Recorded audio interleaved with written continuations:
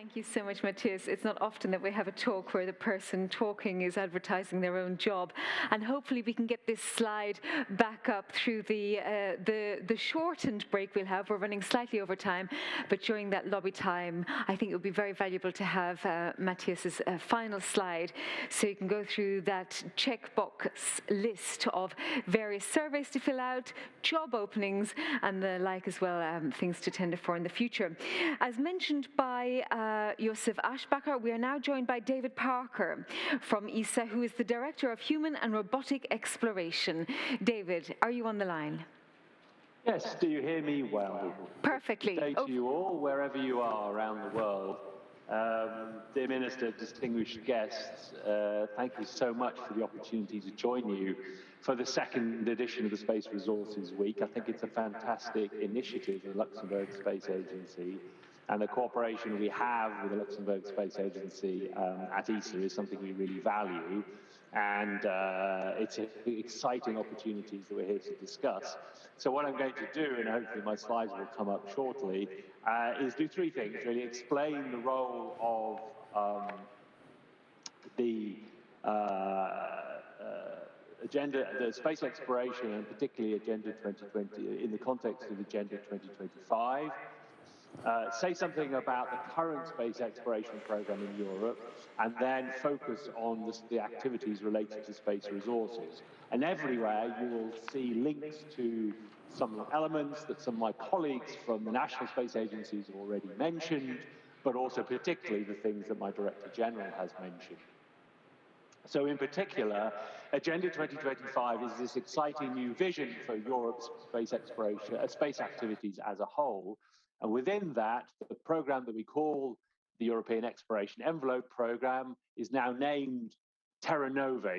Terra Nova representing new worlds of exploration possibilities, destinations that we will visit in our space exploration activities, but also the new world of opportunity, and that includes scientific and economic opportunities, and also new types of partnerships, new worlds of partnerships that are being created. And all of that is relevant exactly for space resources and what we're doing between the Luxembourg Space Agency and ESA in the creation of ESRIC.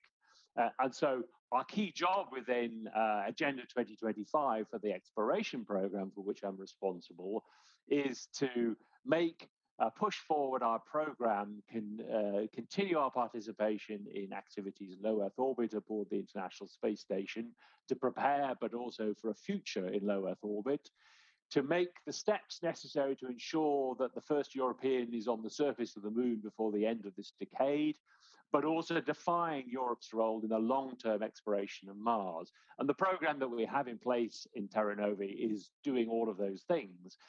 But it's not only about the exciting missions, it's also about driving applied science and technology that has relevance here on Earth. It's about pushing forward the commercialization of space activities in low Earth orbit and the moon. In order to do that, we in the exploration program are employing a lot of new tools, new types of cooperation, new types of partnership. And the partnership we have with Luxembourg and ESRIC is a perfect example. We're being challenged to increase our investment in game-changing technologies. And what is more game-changing than the investments that we are making in space resources technology? So let me say more about our space exploration program itself then. It's based around these three destinations where humans will one day live and work, or in the case of low Earth orbit, we have been living and working now for more than 20 years. I sometimes refer back to a statement by one of the chief scientific advisors in the United States more than a decade ago. John Marburger described our space exploration program as the ultimate goal to incorporate the solar system into our economic sphere, the world's economic sphere being expanded. So we've done that with low Earth orbit. We have our commercial modules aboard the space station today. You can fly your payload to the space station, not by coming to ESA, but by going to a number of commercial providers in Europe. We are contributing to Artemis program in several different ways. The moon is 1,000 times further out in deep space, but we have as our horizon goal to put boots on Mars, which is another 1,000 times further out. And there's much that we have to do before we can make that big leap to Mars. And so, therefore, that is why the moon is the next place where humans will live and work, a place that has a scientific value in itself, a museum of 4.5 billion years of solar system history that we've hardly explored, but also a place to understand how to use the resources of space for the benefit of promoting our further exploration, and to learn how to make that further big leap to send humans to Mars. So right now, we're entering Europe's new era of lunar exploration. As we sit here today, some of the ESA team and Europe's industrial teams are in the Cape preparing, fueling the first European service module that will participate in Artemis 1, the first step of the Artemis program. The European service module in Orion, where will it fly to the Lunar Gateway, our spaceport in lunar orbit. But we're already working on all 4 aspects of lunar exploration. First of all, with science.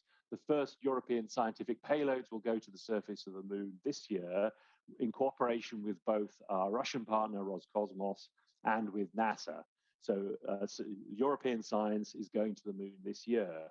We're working on the transportation, of course, the European service module for human transportation, but working on a cislunar transfer vehicle, a multi-purpose vehicle for operating low Earth orbit, but also all the way out to the moon for logistics and refueling, and a European large logistic lander to take us to the surface of the moon, an independent autonomous access to the surface of the moon to land 1.5 tons of payload that would support a range of different science and applications goals, and yes, including space resources. But we've mentioned, my colleague Giorgio Sacoccia has mentioned the Prospect payload for Luna 27, a very important cooperation with Roscosmos, where we will drill below the surface of the moon for the first time in search of icy, volatile materials that could support future human explorers. But we're also interested in providing exploration services, which is why we're initiating 2 parallel studies now of a lunar comms and navigation system, we call it Moonlight, to provide sustained communications and navigation for long-term human exploration of the moon. So all these elements tell you that we're moving forward in lunar exploration because we have a vision of sustained exploration requiring both transportation, but also the use of space resources, the living off the land, as has been mentioned already. There are a range of technologies and capabilities we will need for sustained exploration, and this innovation we're bringing together right now. Of course, we're going to talk more about the extraction and use of lunar resources, and this famous example now of the metalysis process, this unique process, electrochemical process for extracting oxygen and metals such as titanium from the lunar regolith, which has now been demonstrated in the laboratory in ESTEC, building on research started in the UK some years ago. But we're working on technologies and support tools for science and operations of astronauts on the surface of the moon. The science I've already mentioned, and the Prospect payload is the first element of extracting and analyzing the resources we have on the presence of the moon, and multiple flight opportunities of this scientific technology is now being prepared. To live and survive in the lunar environment, and especially through the 14 Earth Day lunar night, we need night survival technologies. We're developing technologies based on a number of different solutions. Here's one example: radioisotope technologies. You're using americium-241, which is available from spent nuclear reactors. It's already available. It doesn't have to be manufactured. So all of these technologies will support sustained exploration, but space resources is what we're here to talk about. And as already mentioned by the Director General, we have our first space resources strategy that was prepared some years ago. And it's based on these 5 elements of demonstrating the use of space resources to support sustainable exploration, creating economic as well as scientific benefit for European industry and academia, demonstrating some of the key technologies and processes down here on Earth that we can then take into space, and to do that, to engage whole new groups of industrial actors in the space endeavor, organizations that haven't previously been involved in space work. And that will enable us to play and find really good roles in the international global scene of exploration, and particularly lunar exploration. And this is a really positive circle of opportunity and innovation.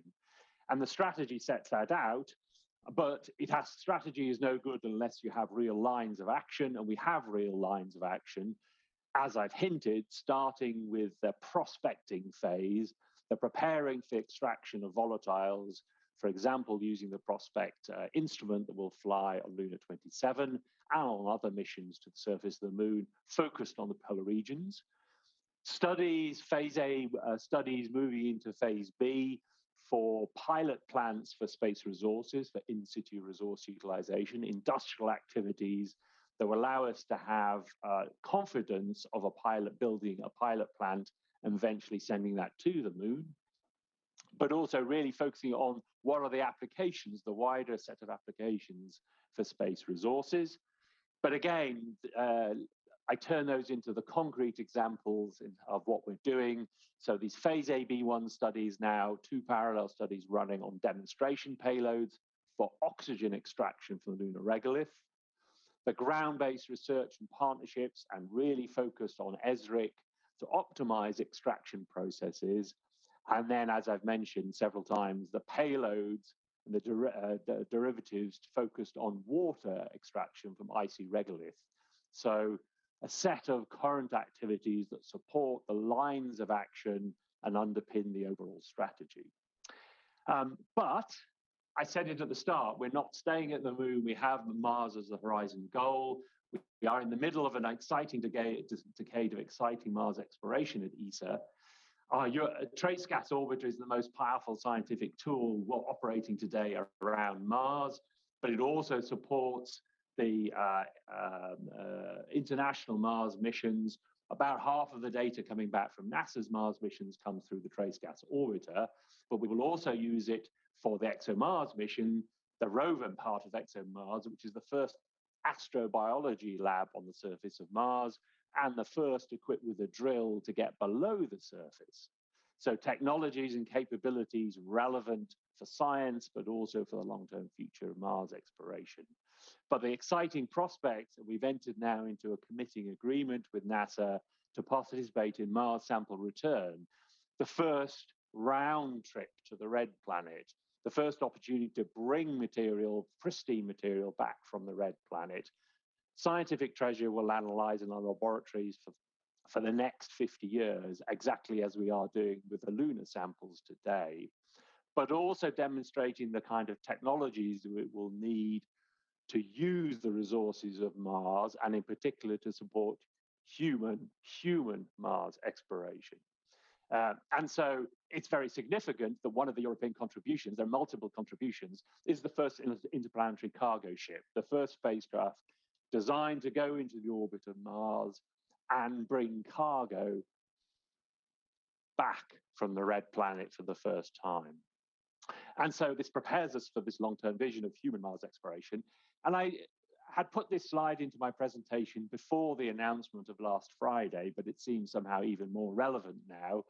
I show one example of how we might get the human Mars explorers there, which is a particular concept put forward by SpaceX based on the use of Starship, but based fundamentally on the exploitation of resources of Mars, the taking of CO2 and water, converting it into methane and oxygen to fuel the rockets to make a round trip for humans to Mars. And so this long-term vision tells us that exploration is accelerating. Terra Novi, the program, is Europe's contribution to this global exploration endeavor. It's based on seeking new knowledge, creating an economic opportunity, inspiring the next generation, but global cooperation. Thank you very much for your attention, and I hope you have a fantastic Space Resources Week.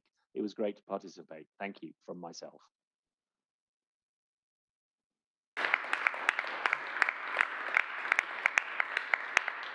Thank you so much, David Parker, and I hope he's still on the line, or at least can hear me, because we've had a question from Greg de Timmerman in Paris, who is the MD at Minds Paris Tech Xenon Research, and effectively he's basically asking, will the presentations be made available after the event?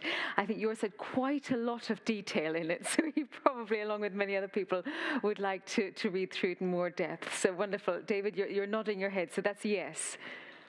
Thank you Absolutely, of course. Thank you very, very Knowledge much. is everything, and we want to share that. Thank you. It really was a very insightful, fascinating, and exceptionally in-depth talk, which a lot of us will have to go back and reread a few times. So thank you very much, David. And hopefully you'll enjoy this week as well of Space Resources.